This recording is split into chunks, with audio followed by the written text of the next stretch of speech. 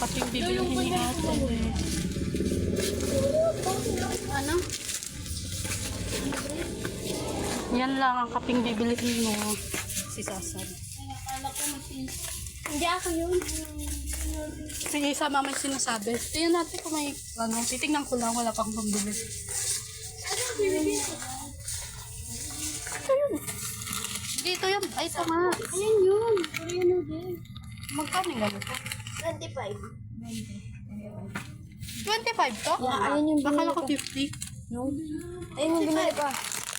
So, yung gusto ko nung nakaraan. 50, Kaso wala naman yung nakaraan niya. Yung lang 50 pag dalawa. 25 plus 20. Hala siya!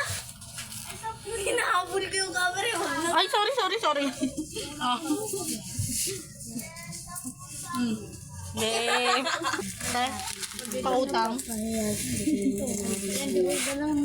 Pautang.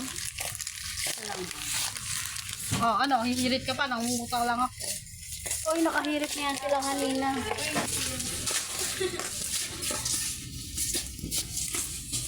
Ginagawa ko.